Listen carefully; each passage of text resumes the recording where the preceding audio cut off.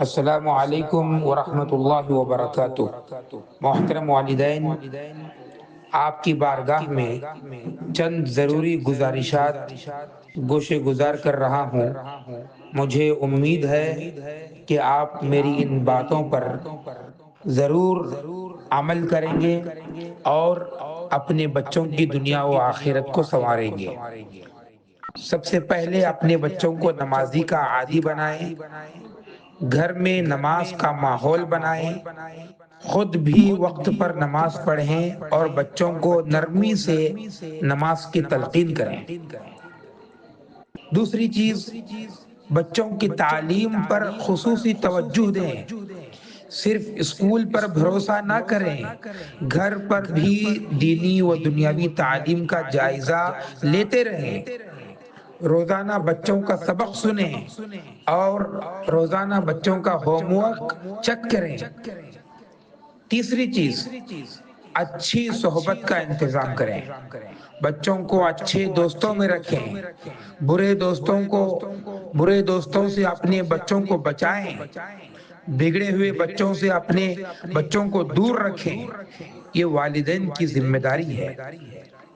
آج کل موبائل اور ٹیلی ویژن کا زمانہ ہے، بچوں کو موبائل سے حد درجہ بچائیں۔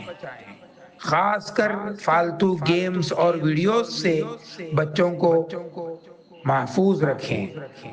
بچوں کو وقت کی قدر سکھائیں اور تعمیری سرگرمیوں میں لگائیں۔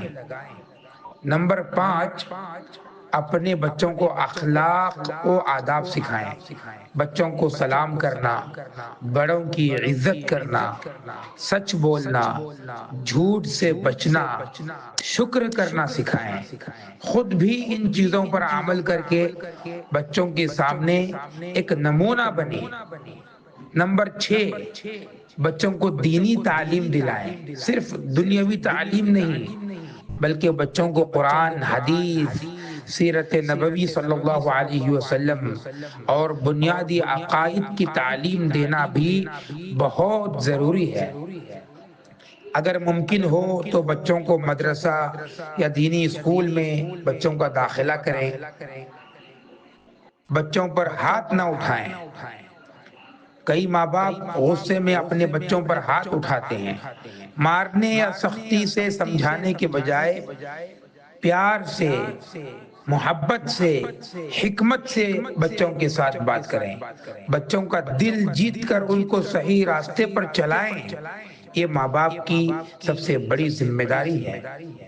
بچوں کی صحبت، بچوں کی سرگرمیوں پر نظر رکھیں۔ وہ کہاں جاتے ہیں، کس کے ساتھ رہتے ہیں، کیا دیکھتے ہیں، کیا سنتے ہیں، ان تمام چیزوں پر ماں باپ کی کڑی نظر ہونی چاہیے۔ آخری بات، روزانہ بچوں کے ساتھ کچھ وقت گزاریں۔ بچوں کے ساتھ بات چیت کریں، ان کے مسائل سنیں۔ ان کو وقت دینا ان کی تربیت کا حصہ ہے۔ بچوں کو وقت دینا بچوں کی تربیت کا حصہ ہے۔ لہذا ماں باپ سے میری یہ گزارش ہے کہ اپنے بچوں کو وقت دیں، ان کی پرابلمز کو سنیں، ان سے بات چیت کریں، ان کے مسائل کو حل کریں۔ یہ بھی ان کی تربیت کا ایک حصہ ہے۔ اور آخری بات، بچوں کو اپنی دعاؤں میں ہمیشہ یاد رکھیں۔ ہمیشہ اپنے بچوں کے لیے دعائے خیر کرتے رہیں۔